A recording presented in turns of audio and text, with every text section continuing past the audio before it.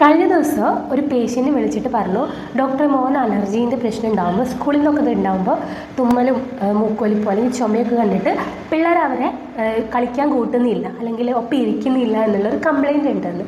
ഈ സാധാ ജലദോഷം അല്ലെങ്കിൽ കോമൺ കോൾഡ് അതും അലർജിയും തമ്മിലുള്ള ഡിഫറൻസ് അറിയാത്തതുകൊണ്ടാണ് പലരും ഇങ്ങനെ ചെയ്യുന്നത്. എന്താണെന്ന് വെച്ചാൽ ഈ അലർജിയും കോമൺ കോൾഡും രണ്ടും രണ്ട് തന്നെയാണ്. അലർജി എന്ന് പറയുമ്പോൾ നമ്മുടെ അന്തരീക്ഷത്തിൽ ഉണ്ടാകുന്ന ടൈനി പാർട്ടിക്കിൾസ് അലർജൻസ് എന്ന് പറയും. ഇവ നമ്മുടെ മൂക്കിലൂടെ വായുവിലൂടെ നമ്മുടെ ശരീരത്തിലേക്ക് എത്തുമ്പോൾ അതിനൊരു പുറത്തുനിന്ന് വരുന്ന ഒരു വസ്തുവായിട്ട് നമ്മുടെ ശരീരം കണക്കാക്കുകയും നമ്മുടെ ഇമ്മ്യൂണിറ്റി അതിനെതിരെ പ്രതിരോധിക്കാൻ വേണ്ടിയിട്ട് കെമിക്കൽസ് ഹിസ്റ്റമിൻ പോലുള്ള കെമിക്കൽസ് റിലീസ് ചെയ്യുകയും ചെയ്യുന്നുണ്ട്.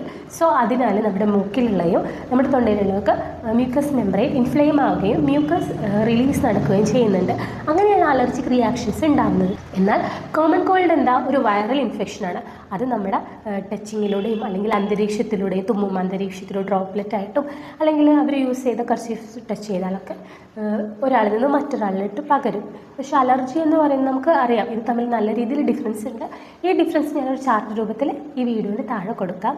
സോ നിങ്ങൾ മനസ്സിലാക്കുക, അലർജിയും കോമൺ കോൾഡും സാധാ ജലദോഷവും തമ്മിൽ രണ്ടും രണ്ടാണ്. ഒരിക്കലും അലർജി വേറൊരാൾക്ക് പകരില്ല, അയാളുള്ള അലർജി വേറൊരാൾക്ക് പകരില്ല. പക്ഷേ അങ്ങനെയല്ല, കോമൺ കോൾഡ് ഒരാളിൽ നിന്ന് മറ്റൊരാൾക്ക് പകരുന്നതാണ്.